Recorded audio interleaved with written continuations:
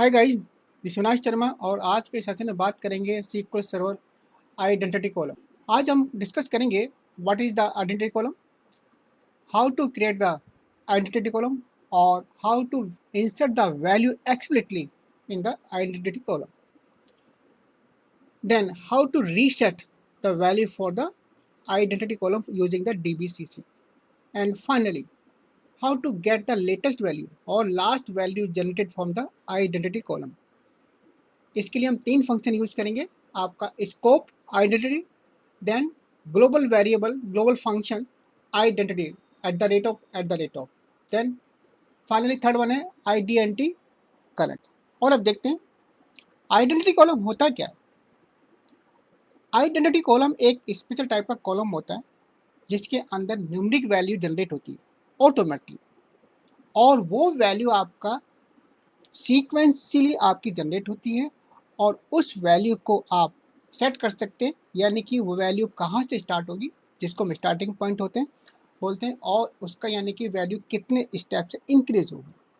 तो जैसे कि आप सिंटैक्स में देख सकते हैं, आपका identity and then seed first parameter, second parameter increment. Seed का मतलब है कि स्टार्टिंग वैल्यू 1 से होगा, 2 से, 3 से होगा, और इंक्रीमेंट का मतलब है कि स्टेप, जैसे कि आपने स्टार्टिंग वैल्यू 1 दी है, इंक्रीमेंट आपने 2 दिया है, तो नेक्स्ट वाली 3 होगी, 3 के बाद 5, 7, 9। तो इस तरह से आप आइडेंटिटी कॉलम को यूज कर सकते हैं। और अब देखते हैं इसका प्रैक्टिकल SQL सर्वर पर। सबसे पहले एक नॉर्मल टेबल हम टेस्ट करते हैं।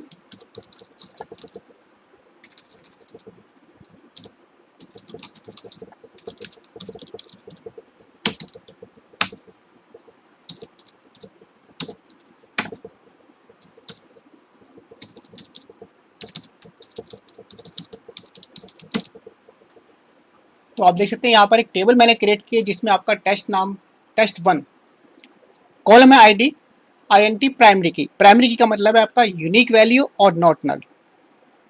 यूनिक वैल्यू मेंटेन करेगा और सारी वैल्यू आपका नॉट नल, यानी कि कोई भी वैल्यू नल नहीं होगी। उसके बाद सेकंड कॉलम आपका F नेम है। देन इस टेबल को मैं क्रिएट करता हूँ। ओके, डेटा इंसर्ट करते हैं।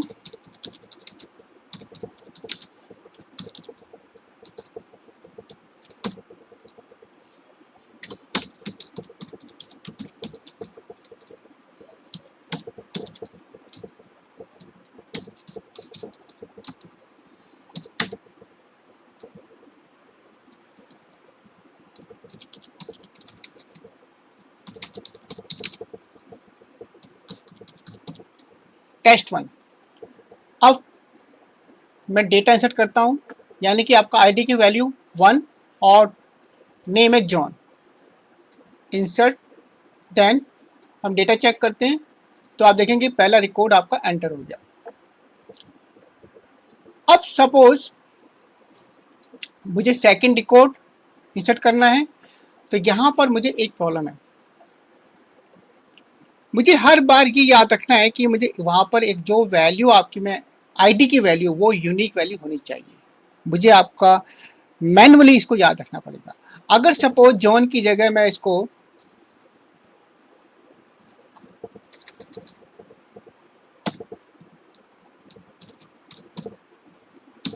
Tile, then insert again, then violation of the primary key constant. क्यों? क्योंकि आपका ये जो 1 है ये आपका डुप्लीकेट अलाउड नहीं है। तो इसका मतलब मुझे यहाँ पर याद रखना पड़ेगा कि कौन सी वैल्यू ऑलरेडी आ चुकी है। सेकंड, अगर सपोज मैं इसकी वैल्यू को चेंज कर देता हूँ, से 19 कर देता हूँ, और अब मैं इंसर्ट कर देता हूँ, देन इंसर्टेड, डेटा को चेक करते हैं, तो आप देखोगे कि ID 1 के बाद 19 आएगी, दोनों यूनिक वैल्यू। लेकिन प्रॉब्लम क्या है? प्रॉब्लम ये है कि दो वैल्यू सीक्वेंस में नहीं है। इसका मतलब मुझे सेकंड मेरी प्रॉब्लम ये है कि लास्ट वैल्यू क्या थी वो भी मुझे याद रखना पड़ेगा, अगर मुझे डेटा को सीक्वेंसली एंटर करना है ID को। तो इन प्रॉब्लम का सॉल्यूशन क्या है? सॉल्यूशन है आइडेंटिटी कॉलम, जो कि आपका वैल्यू को जनरेट करता है, न्यूमेरिक वैल्यू को ऑटोमेटिकली सीक्वेंस के साथ में। और अब देखते हैं आइडेंटिटी कॉलम कैसे क्रिएट करते हैं। इसके लिए आप DDL कमांड यूज कर सकते हैं, अदरवाइज आप मैनेजमेंट स्टूडियो में आप टेबल डिजाइन टाइम से भी आपको यूज सकते हैं। सबसे पहले हम देखते हैं, सपोज पहले मैं इस टेबल को ड्रॉप कर देता हूँ, drop table test1, then table के अंदर न्यू टेबल, देन आईडी और देन INT, एंड उसके बाद आप देखेंगे यहाँ पर आपका डेटा आ रहा है identity specification, by default no है। इसको आप डबल क्लिक करेंगे तो यहाँ पर आपको इज आइडेंटिटी, इसको यस कर दीजिए, और आपके बाद इसके बाद आपका सीड और इंक्रीमेंट, यानी आपका स्टार्टिंग वैल्यू क्या होगी और आपका स्टेप क्या होगा। सो आप यहाँ से भी कर सकते हैं, अदरवाइज आप टेबल से भी आपका डीडीएल स्टेटमेंट से आप कर सकते हैं। तो हम डीडीएल स्टेटमेंट से चेक करते हैं, INT then IDENTITY identity, then seed value से 1 and 1, यानी कि आपका स्टार्टिंग वैल्यू 1 होगी और 1 से ही आपका इंक्रीमेंट होगा। अब इस टेबल को हम क्रिएट करते हैं, डन। अब सपोज रूल नंबर 1, अगर मैं इसको कमांड को ट्राई करता हूं, देन आप देखेंगे एक एरर आ गया, आइडेंटिटी कॉलम के अंदर वैल्यू आप एक्सप्लिसिटली इंसर्ट नहीं कर सकते क्योंकि सिस्टम इसको जनरेट करता है। तो उसके लिए यहाँ से आप क्या करेंगे, इसको 1 को हटा दीजिए। देन अब मैं इसको आपको टेस्ट करता हूँ, इंसर्ट डेटा को टेस्ट करते हैं। तो आप देखेंगे पहले जो आईडी आपकी जनरेट हुई है 1 हुई है क्योंकि हमारी स्टार्टिंग वैल्यू 1 से थी। अब सपोज जॉन की जगह में इसको से किंग, फिर से इस स्टेटमेंट को मैं एग्जीक्यूट करता हूँ, चेक डेटा, आप देखेंगे कि सेकंड वैल्यू आपकी 2 है, यानी कि सीक्वेंस में आपका जनरेट हो रही है और यूनिक वैल्यू जनरेट हो रही है। इस और थर्ड करते हैं, Mylar, then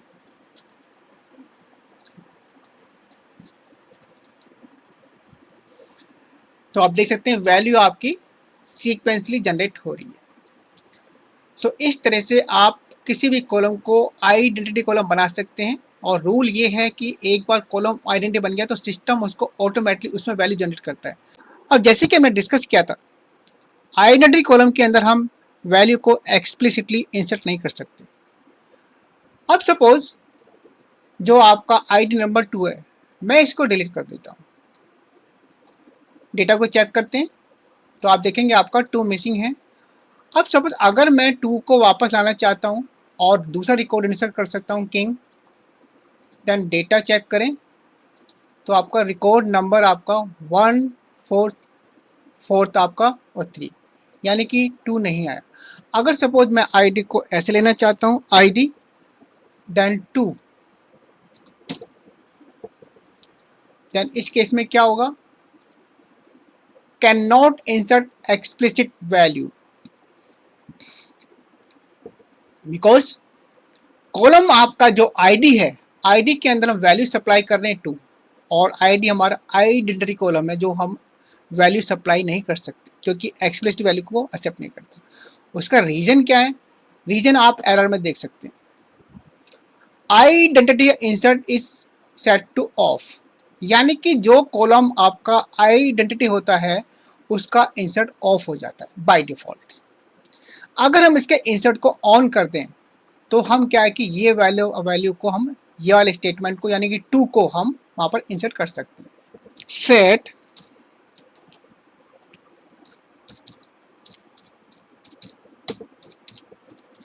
insert, then table का नाम test1 ऑन, यानी कि हम क्या कर रहे हैं, हम test1 टेबल के अंदर जो आइडेंटिटी कॉलम है उसके इंसर्ट को हम अलाउ कर रहे हैं, यानी कि ऑन कर रहे हैं। मैं इस स्टेटमेंट को एग्जीक्यूट करता हूं, और अब मैं ये वाला स्टेटमेंट जिसमें मैंने दोनों वैल्यू को सप्लाई कर रहा हूं, आईडी को भी और नेम को भी, और आईडी हमारी 2, देन इंसर्ट, अब डेटा चेक करते हैं तो आप देखेंगे फिर से आपका 2 पर किंग आ गया। तो इस तरह से आप आइडेंटिटी कॉलम के अंदर भी आप वैल्यू को एक्सप्लिसिटली इंसर्ट कर सकते हैं, लेकिन इसको आपको अलाउ करना पड़ेगा। इसको फिर से ऑफ कर दीजिए, ऑफ, एग्जीक्यूट, फिर से स्टेटमेंट ट्राई कीजिए, नॉट अलाउड। तो इस तरह से आप एक्सप्लिसिटली एक वैल्यू को इंसर्ट कर सकते हैं आइडेंटिटी कॉलम के अंदर। और अब देखते हैं आइडेंटिटी कॉलम को हम रीसेट कैसे कर सकते हैं, यानी कि आपका जो स्टार्टिंग वैल्यू है उसको हम रीसेट कैसे कर सकते हैं। जैसे कि आप डेटा में देख सकते हैं, यहाँ पर हमारे पास आपका रिकॉर्ड से आपका 1 2 3 4, सपोज इसके बाद रिकॉर्ड को मुझे 10 से स्टार्ट करना है। अगर मैं इसको नॉर्मली केस स्टेटमेंट में आपका नेक्स्ट रिकॉर्ड होगा 5th, तो उसके लिए आप इसको कर सकते हैं DBCC, देन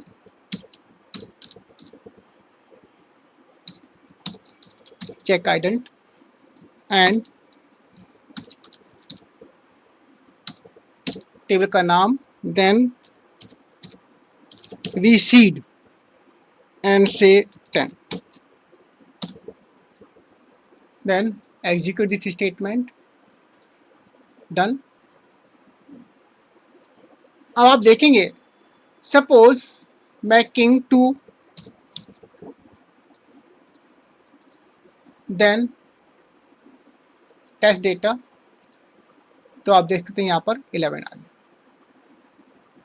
तो इस तरह से आप किसी भी स्टेप पर यानी किसी भी स्टेट पर आप किसी भी आइडेंटिटी कॉलम की वैल्यू को रीसेट कर सकते हैं। और अब देखते हैं how to get the last inserted identity value. उसके लिए 3 फंक्शन यूज कर सकते हैं। पहला फंक्शन आपका $@ सिस्टम फंक्शन आइडेंटिटी, सेकंड आपका स्कोप आइडेंटिटी, और थर्ड आपका IDENT करंट। तीनों फंक्शन कैसे काम करते हैं, तीनों में डिफरेंस क्या है, हम एक एक करके चेक करेंगे।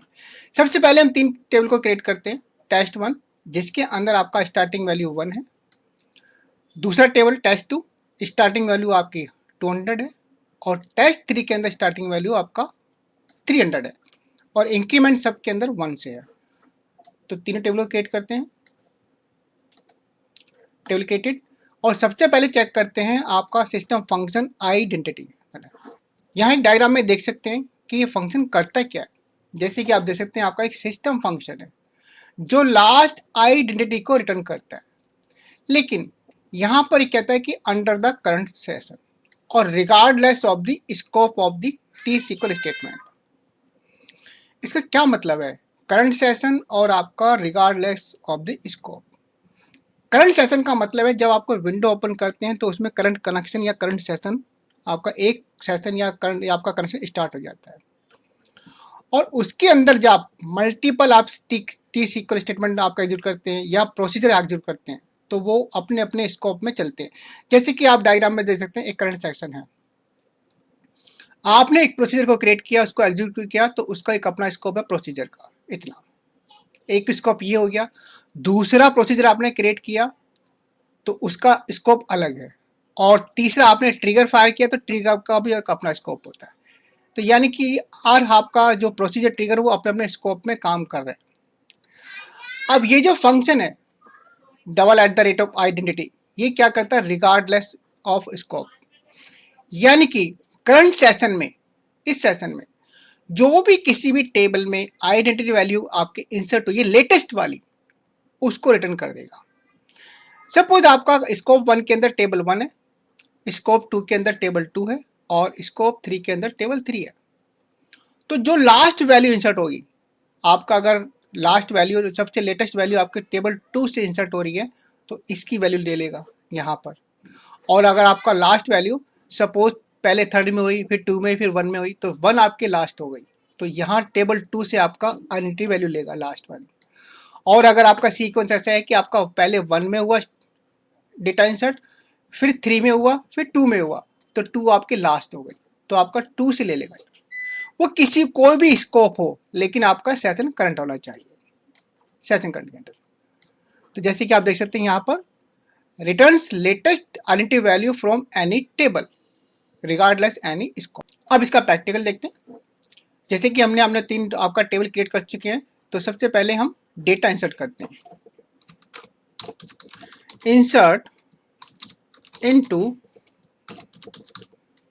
test1, then values say t1 value, then second table test2, इसको कर देते हैं t2, then थर्ड टेबल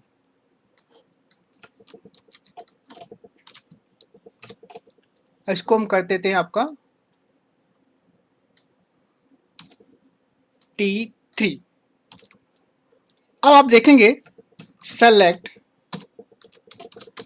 @_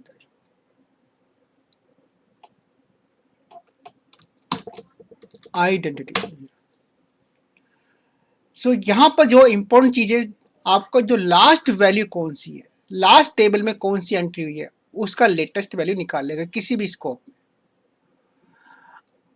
अब सपोज हम इसको एग्जीक्यूट करते हैं, इंसर्ट वैल्यू, तो यहाँ पर आप देखेंगे सेलेक्ट स्टूडेंट, तो आप देखोगे 300, क्योंकि आपका 300। अगर मैं इसका सीक्वेंस चेंज कर देता हूँ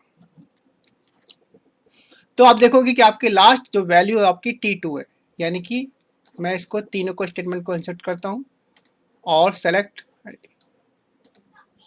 तो आपका 201। और अगर सपोज आपका लास्ट में वैल्यू इंसर्ट हो रही है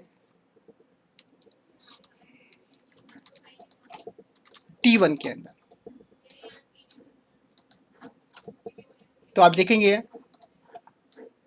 आपकी 3, यानी कि आपका T1, यानी कि जो लास्ट टेबल है, यानी कि जो लास्ट आपका एक्शन है, लास्ट एक्टिविटी है इंसर्ट की आइडेंटिटी कॉलम के ऊपर, उसकी वैल्यू यहाँ पर इसमें आपका स्टोर कर देगा।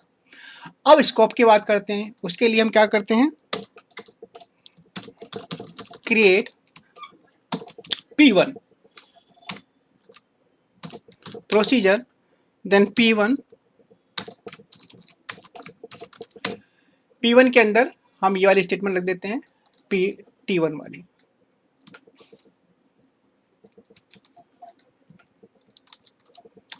देन सेकंड प्रोसेस क्रिएट करते हैं आपका P2, और P2 के अंदर test2, देन T2। अब इनको क्रिएट करते हैं दोनों प्रोसीजर को। नाउ तो हमारे दोनों प्रोसीजर क्रिएट हो गए। अब ये प्रोसीजर आपका P1, ये अपना स्कोप इसका ये है जो उसकी बॉडी है, और P2 का स्कोप अलग है। यानी कि अगर हम प्रोसीजर 1 के अंदर कोई वेरिएबल डिक्लेयर करते हैं तो उस वेरिएबल को हम P2 में यूज नहीं कर सकते, क्योंकि वो वेरिएबल हमारा स्कोप है, यानी कि एक प्राइवेट स्कोप में चलता है P1 प्रोसीजर में। तो यहाँ पर हमारे दो स्कोप है। अब सपोज मैं इनको एग्जीक्यूट करता हूँ, देन P1 और P2। अब मैं इनको एग्जीक्यूट करता हूँ और आप देखेंगे कि P2 में हमारा 200 वाला डेटा था। अगर मैं इसका सीक्वेंस चेंज कर देता हूँ तो स्कोप कोई भी हो, लेकिन एक तरह से आपका सिस्टम वेरिएबल है। अब जो लास्ट वैल्यू है कौन सी है, वो आपका प्रोसीजर 1 के अंदर जो वैल्यू इंसर्ट हुई है वो वैल्यू।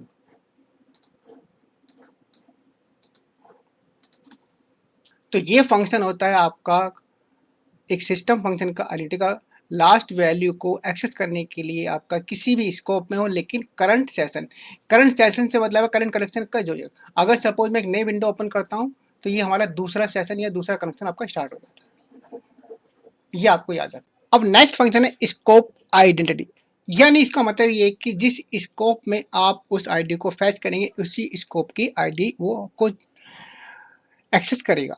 जैसे कि आप प्रोसीजर के अंदर स्कोप 1 के अंदर आपने टेबल 1 के अंदर को डेटा इंसर्ट किया है, तो ये स्कोप में काम कर रहा है। यहाँ पर अगर आप ये वाला फंक्शन आप यूज करते हैं तो इस टेबल में जो लास्ट जनरेटेड वैल्यू है वो आपको एक्सेस करेगा।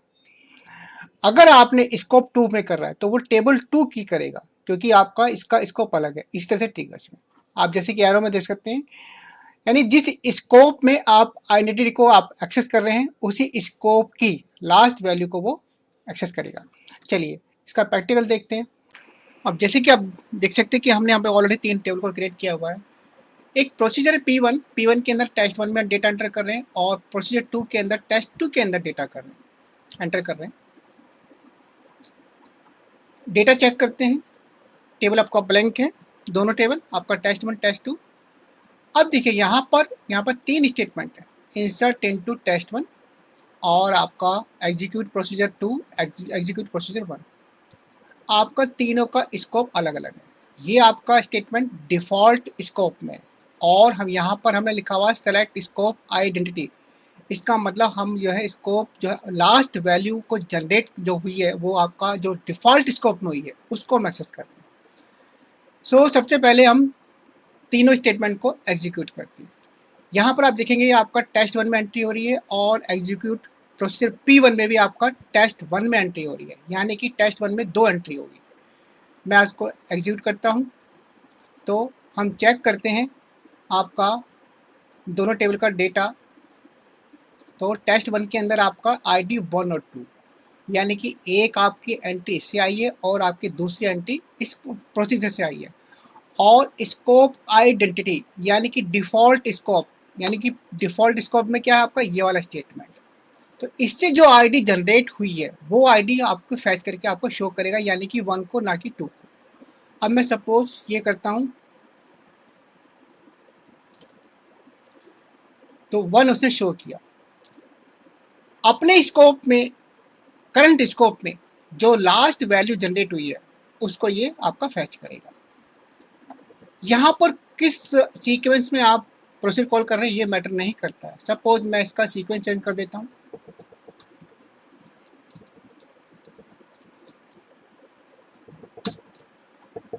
देन फिर से मैं तीनों को एग्जीक्यूट करता हूँ। डेटा चेक करते हैं, टेस्ट 1 का डेटा, टेस्ट 1 का डेटा आपका अब वैल्यू आपकी 3 और 4। तो इस केस में क्या हुआ है, जो आपका एग्जीक्यूट ये P2 में, यानी P2 का डेटा ये है, लेकिन ये जो स्टेटमेंट है इससे डेटा आपका हुआ 3rd वाला केस, और P1 में आपका 4th वाला डेटा जनरेट हुआ। लेकिन करंट स्कोप में कौन सा हमारा, आप ये वाला डेटा। तो चेक करते हैं 3 आ गया। तो ये डिफरेंस होता है आपका आइडेंटिटी सिस्टम फंक्शन के अंदर और आपका स्कोप आइडेंटिटी के अंदर। और नेक्स्ट हमारा आइडेंट करंट, इसके अंदर हम एक टेबल का नाम पास करते हैं, और इसमें कोई भी कनेक्शन हो और कोई भी स्कोप हो वो इसके लिए मैटर नहीं करता है। जो टेबल नेम आपने सप्लाई किया है उस टेबल की लास्ट आइडेंटिटी वैल्यू को आपको ये एक्सेस करता है। इसका प्रैक्टिकल देखते हैं। अब जैसे कि हमने देखा यहाँ पर हम कर देते हैं आइडेंटिटी करंट, और